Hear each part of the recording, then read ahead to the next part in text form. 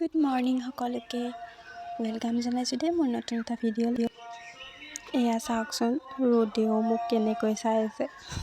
পিছফালে আৰি থোৱা গামোচাখন এওঁৰ বাবে ধুই থৈছোঁ বিহুৱান বুলি, আৰু নিজেও এসাজ কাপোৰ পিন্ধি ল'লোঁ বাৰু। বিহু বুলি এপাক নাচোৱেই লাগি আছে। ঢোল পেপাৰ মাত শুনিলে যে কিমান ভাল লাগে। আৰু এয়া ৰাতিপুৱাৰ বাবে ৰুটি বনাই আছোঁ। এওঁ আমাৰ ৰুটি খায়, ভাত নাখায় ৰাতিপুৱা। আৰু পিছফালে বিহু গান শুনি শুনি বনাই আছোঁ বাৰু। কি ধুনীয়া ৰুটি বনাইছে। এনেকুৱা ৰুটি বনালে নালাগে আৰু, ইমান ধুনীয়া ৰুটি বনাব জানে মোৰ ৱাইফজনীয়ে। তাই যিমান মৰম লগা, ৰুটিখনো সিমান মৰম লগা হৈছে ন। আমাৰ অকণমানি ঢুলীয়াটোক সজাই পৰাই লৈ ঢুলীয়া বনাই দিলোঁ ঢোলটোৰে। সি একেবাৰে ঢোল বজায়ে আছে। সি বোলে ঢোল বজাব আৰু মই বোলে নাচিব লাগিব এতিয়া তাৰ লগত।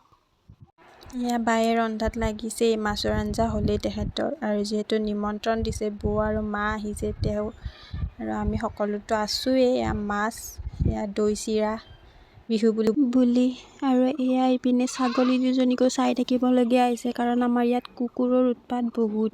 সিদিনা ধৰিছিলেই তাইক, আৰু কি ক'ম ভাবি পোৱা নাই মই। মোৰ ঘৰখনলৈ বহুত মনত পৰি আছিলে। মই ইয়াত বহি বহুত বেয়া লাগিছিল আৰু মনটো, কি ক'ম আৰু। Prize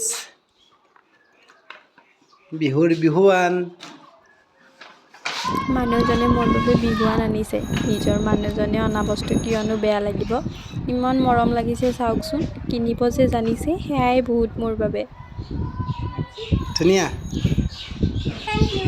welcome. হাজবেণ্ড যিহেতু ডিউটিৰ পৰা আহিছে, আকৌ যাব ডিউটিলৈ। ওচৰত বাবে ভাত খাবলৈ আহে আৰু দুপৰীয়া।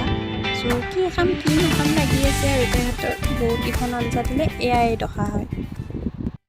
যিহেতু গোসাঁই নামি আহে আজিৰ দিনটোত, সেইবাবে এবাৰ গাঁৱলৈ গৈ গোসাঁই সেৱা কৰি আহিলোঁ।